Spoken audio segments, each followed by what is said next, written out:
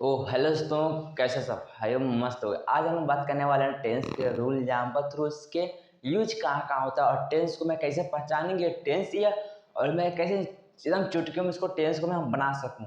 ये सब मैं आपको इस वीडियो में ट्रिक के माध्यम से बताऊंगा। अभी तो मैं चैनल को सब्सक्राइब नहीं किया, सब्सक्राइब कर दो। अब स्टार्ट करते हैं, चलो स्टार्ट करते हैं। सबसे पहले जानते हैं what is tense. What is tense? Tense क्या है? कोई आप जानो टेंस क्या है? टेंस आप जानते हो? टेंस तीन प्रकार के होते हैं, present tense, past tense, future tense. ये नहीं जानते हो टेंस क्या है? मतलब टेंस कैसे हम लोग उपयोग करते हैं। देखो, टेंस हम लोग को समय को दर्शाता है, किस समय में क्या हुआ था, क्या हो रहा है, क्या हो चुके होगा, ये सब हम लोग को दर्शाता है। इसी में हम लोग पढ़ते हैं टेंस। और टेंस का मतलब सही तरीका क्या है कि देखो, टेंस का अर्थ ही होता है मतलब पुरानी चीज़ों के या आने वाली चीज़ों के या चल रही चीज़ों को बताने वाला ही टेंस कहलाता है। इसे हम लोग टेंस कहते हैं। अब टेंस का हिंदी होता है काल। टेंस का हिंदी होता है काल या समय भी कहते हैं इसको। आप कुछ भी कह सको, या काल या समय, बस दो होता है। अब मैं आज को बताऊंगा टेंस इज टेंस, मतलब व्हाट इज टेंस। टेंस क्या है? टेंस देखो तीन प्रकार के होते हैं, सीधे से तीन प्रकार। कितने प्रकार के होते हैं? एक होता है प्रेजेंट टेंस, एक होता है present tense. Okay, present tense का मतलब तीन प्रकार के होते हैं। आपसे कोई पूछे टेंस कितने प्रकार के? तीन प्रकार के। एक होता है प्रेजेंट टेंस और दूसरा क्या होता है? Past tense. Past tense. Okay, और तीसरा क्या होता है? Future tense.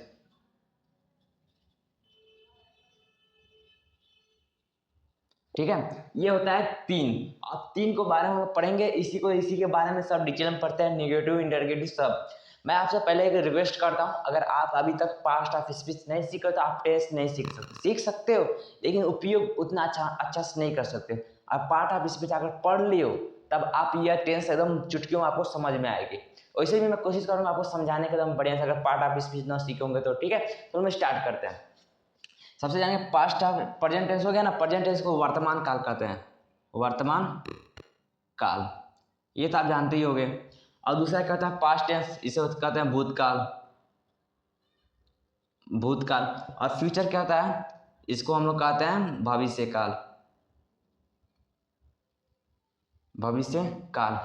अब ये होता है तीन। अब तीनों का चार चार प्रकार और होता है। कौन कौन सा? एक होता है देखो, एक होता है इंडिफिनिट, इंडिफिनिट। और दूसरा क्या होता है? दूसरा होता है कॉन्टिन्यूअस, कॉन्टिन्यूअस। और तीसरा क्या होता है? तीसरा होता है परफेक्ट। तीसरा क्या होता है? परफेक्ट। अब चौथा क्या होता है?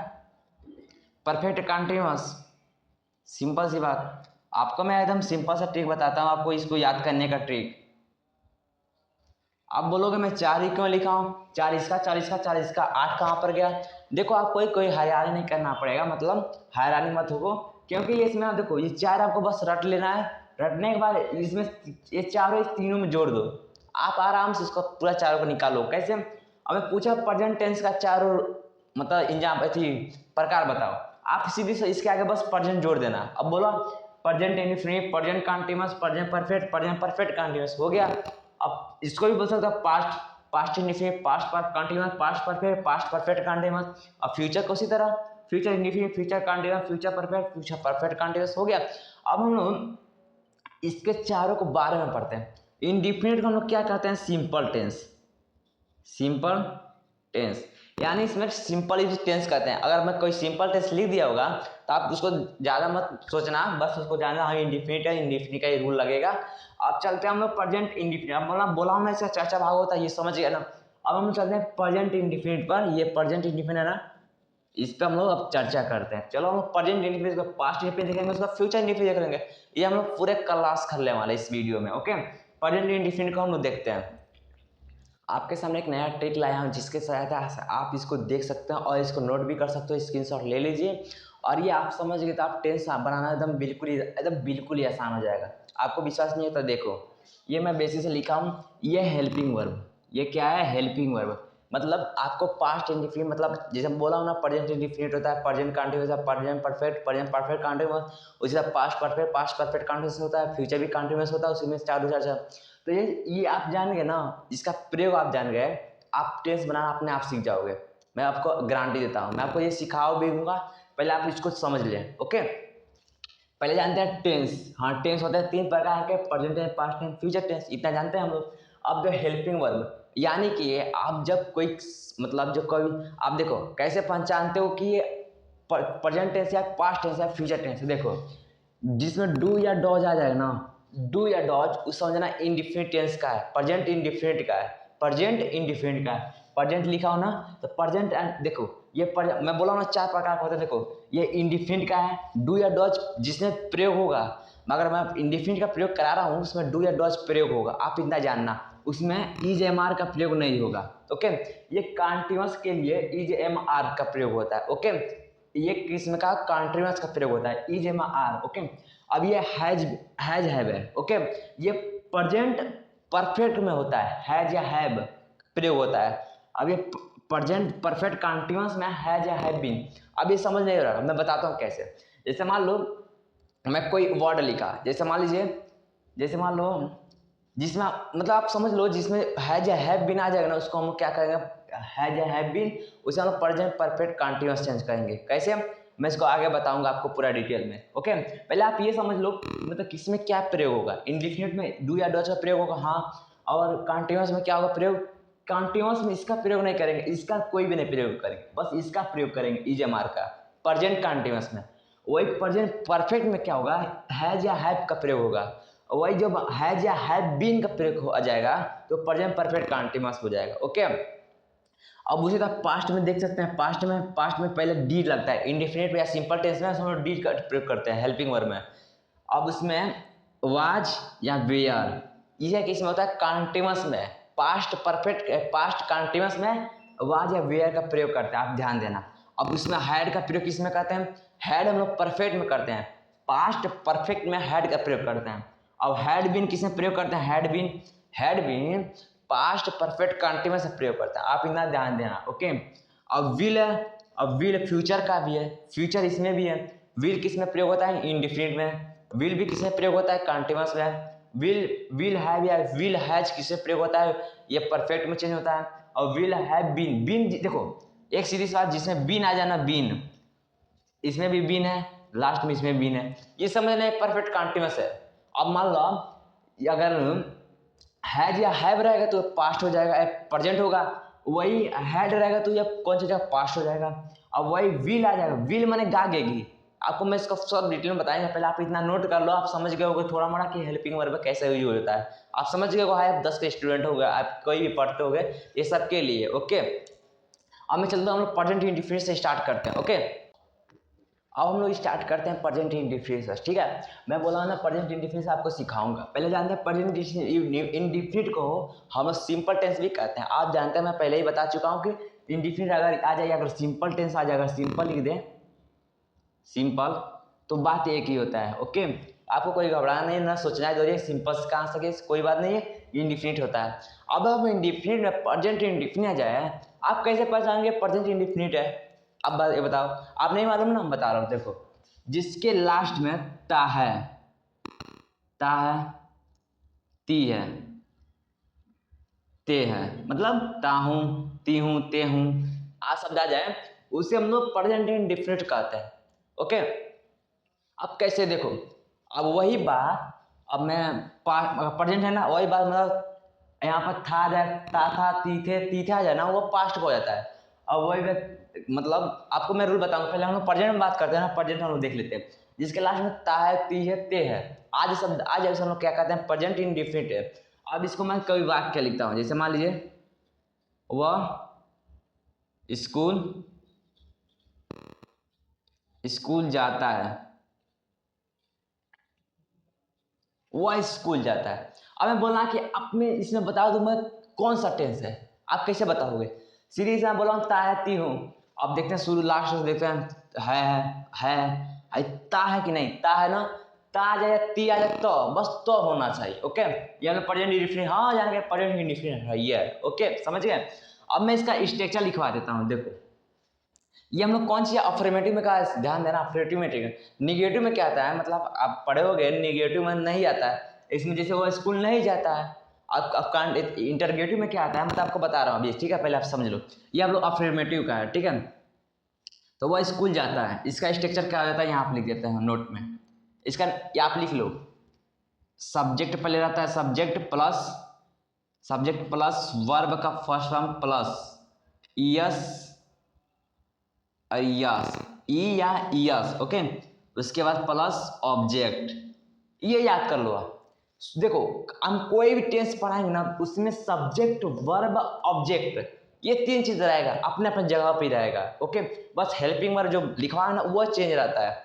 इसमें मतलब इंडिफिनिट में बोला हूँ ना, इजेमार नहीं लगता है, ओके। खाली डी डू या डॉज लगता है वो निगेटिव में, ओके।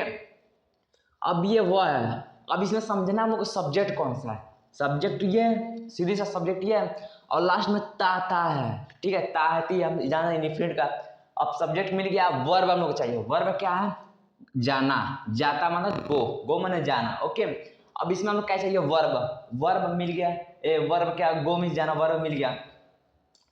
अब ऑब्जेक्ट चाहिए ना, ऑब्जेक्ट हम लोग का स्कूल है, ये ऑब्जेक्ट है। देखो ये सब्जेक्ट हो गया, ये ऑब्जेक्ट हो गया, ये कौन सी हो गया, ये वर्ब का फर्स्ट फॉर्म, ओके। मतलब इंडिफिनिट में याद ध्यान नोट लिखना ना, मतलब इंडिफिनिट में वर्ब का फर्स्ट फॉर्म रहता है प्रेजेंट में, okay.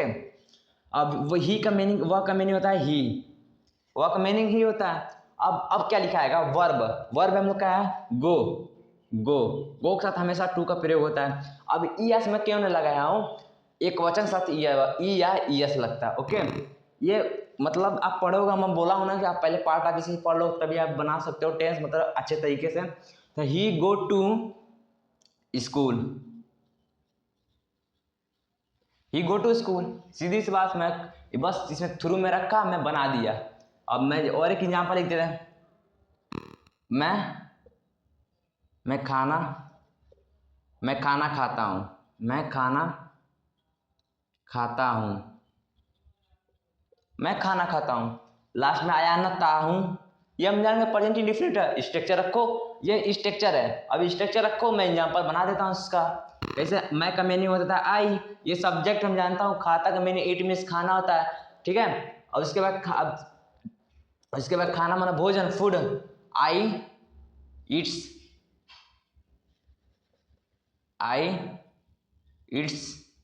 A food,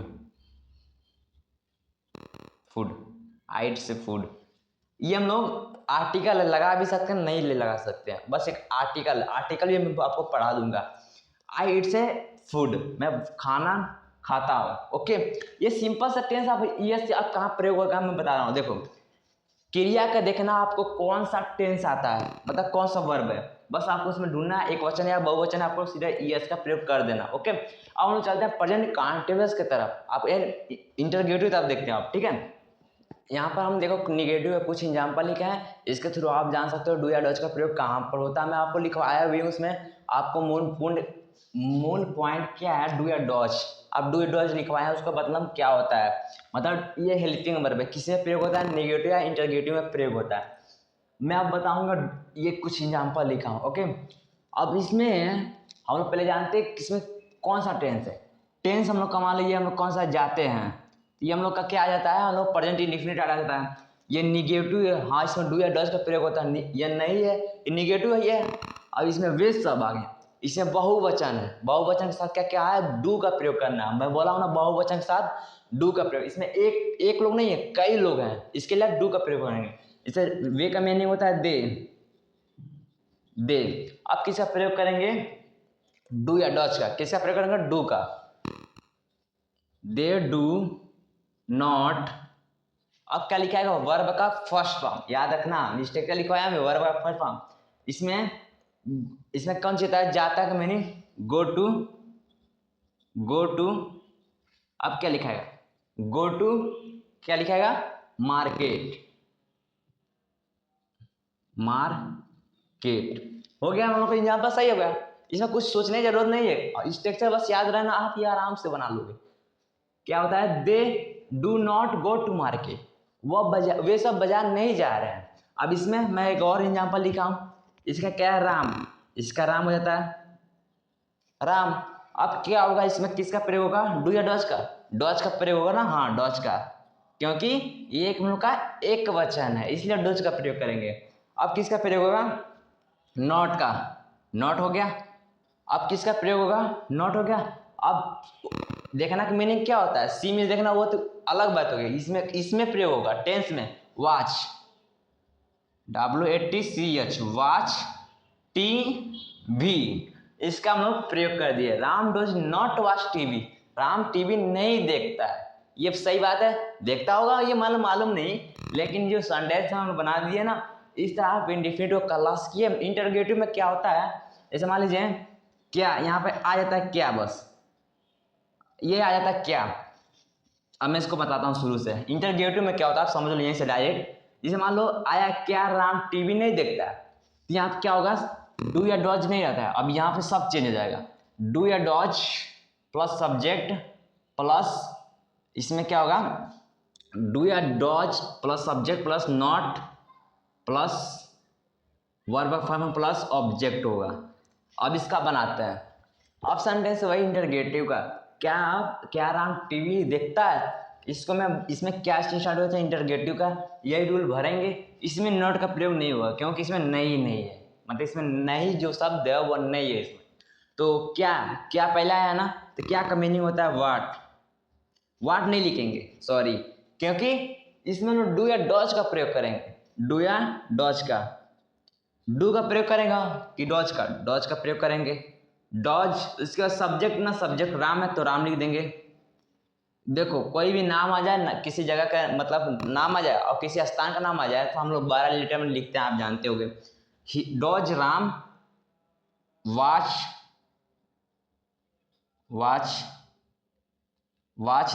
the TV, watch TV direct लिख सकते हैं, डॉज राम वॉच टीवी, इतना भी सही है हम लोग का, इसमें कोई ज़्यादा कुछ करना नहीं। अगर निगेटिव आ जाए तो यहाँ पर नॉट का प्रयोग कर देंगे, सीधी सी बात, दिक्कत कोई नहीं होगा।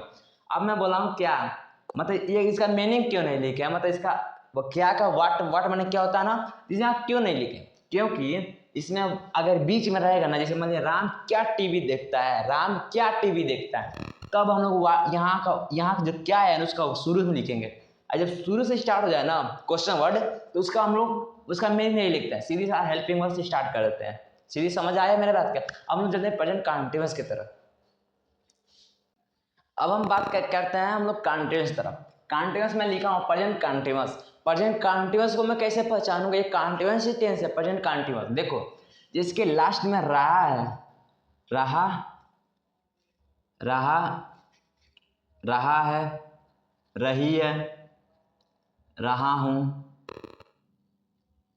ये शब्द आ जाए ना उसे हम लोग क्या कर देंगे, प्रेजेंट कंटीन्यूअस टेंस कह देंगे। पहले इसका भी स्ट्रक्चर समझो, सब्जेक्ट प्लस इज एम, आपको याद आ रही है मैं कहां से लिख रहा हूं, मैं आपको पहले ही लिखाया हूं क्या, इज एम आर प्लस, इसके बाद verb first form plus ING plus object. मैं आपको पहले ही लिखा लिया हूं कौन सा, ये वर्ड, ये मैं बोला हमने कंटीन्यूअस लगता है, देखो कंटीन्यूअस यही मेन है, इसको नहीं जाना। अगर यहाँ पर डू या डॉज का प्रयोग करोगे हम लोग सेंटेंस गलती हो जाएगा, सदा शब्द गलती हो जाएगा, इसलिए हम लोग इज एम आर का किसमें प्रयोग करते हैं, कंटीन्यूअस में। सब्जेक्ट होता है इसमें, देखो इसमें आपको एक नोटिस करना है, इसमें वर्ब का फर्स्ट फॉर्म लगेगा, उसमें ING। अब ING जुड़ जाने के बाद ये हम लोग वर्ब का कौन सा फोर्थ फॉर्म हो जाता है, फोर्थ फॉर्म। वर्ब का कोई भी क्रिया का फोर्थ फॉर्म में हम लोग ING का प्रयोग करते हैं, आप जानते हो, इसलिए वर्ब का फर्स्ट फॉर्म रहता है उसमें ING जोड़ देते हैं। वैसे मान लो जैसे मान लीजिए रीड है, रीड फर्स्ट फॉर्म है, उसके बाद हम लोग ING जोड़ देंगे तो रीडिंग फोर्थ फॉर्म हो गया कि नहीं। बस सीधी बात, इतना सिंपल सा टेंस है, फोर्थ फॉर्म लिख देंगे तो आप डायरेक्ट समझोगे क्या फोर्थ फॉर्म, आप सोचने लगे, इसे आप लिख सकते हो। मेरे बात क्या समझ आ रही है। देखो अब हम लोग क्या करेंगे, ये इज एम आर लग दिए, अब मैं एग्जाम्पल लिखता हूँ, जैसे मैं एग्जाम्पल, मैं पढ़ा रहा, मैं पढ़ा रहा हूँ, ओके, ये मैं पढ़ा रहा हूँ, ये कैसे टेंस है, इसमें रहा हूँ रही हूँ आ रहा है ना, तो हम लोग कौन सा टेंस है, प्रेजेंट कंटीन्यूअस टेंस है। अब इसका रोल देखो, ये सब्जेक्ट है, पहले सब्जेक्ट लिखते हैं, आई, मैं का मीनिंग आई होता है। इज एम आर का किसका प्रयोग होता है? आई के साथ किसका प्रयोग होता है? एम का प्रयोग होता है, आई एम। अब पढ़ाना का मीनिंग क्या होता है? वर्ब का first form teach, teach means पढ़ाना होता है, TACH, teach, teach, teach means पढ़ाना। अब आई एन जी इसका जोड़ेगा कि नहीं? जोड़ेंगे, ING। एक तरह से आप समझ सकते हो कि कंटीन्यूअस का दिल का धड़कन है ING, आप इस तरह समझ सकते हो। आई देखो, आई एम टीचिंग, बस आई एम टीचिंग, मैं पढ़ाता हूँ, मैं पढ़ा रहा हूँ। ओके, ये समझ आ गया। अब यहीं पर यहाँ पर लिख दूँ मैं, ऐसे मान लीजिए वह स्कूल जा रहा है, वह स्कूल जा रहा है। अब क्या होगा? अब सब सीधी साथ ही लिखेंगे, ही। अब उसके बाद क्या लिखेंगे? क्या लिखेंगे? इज एम आर का प्रयोग किसके में करेंगे? ही के साथ इज का प्रयोग होता है, हाँ जानते हैं, इज, ही इज। उसके बाद क्या प्रयोग होगा? वर्ब का फर्स्ट फॉर्म कौन सा होता है? गो मीन्स जाना, गो, आई एन जुड़ेगा, हाँ आई एन जुड़ेगा, I, he is going to school. कितना सिंपल से यार दोस्तों। अब मैं बोलूंगा निगेटिव कैसे बनाओगे, इसमें कुछ करना ही नहीं रहता। निगेटिव बस ही इज गोइंग टू, नॉट इस तरह लिखते हैं, बस नॉट यहाँ पर लगा देंगे। यहाँ पर इज एम आर के बदले में नॉट, जैसे मान subject plus is am are plus not, verb first form ING, बस इतना हो गया, ऑब्जेक्ट हो गया, बस नॉट यहाँ पर लगा देंगे। अब कंटिन्यूअस वही बात, यहाँ पर निगेटिव में क्या होता है? यहीं से स्टार्ट करते हैं, इज एम आर शुरू से स्टार्ट करेंगे, इज एम आर, उसके बाद ही गोइंग टू ऐसा लिखेंगे। आप समझ गए ना, जैसे कंटिन्यूअस ऐसी इंडिफिनिट किए हैं।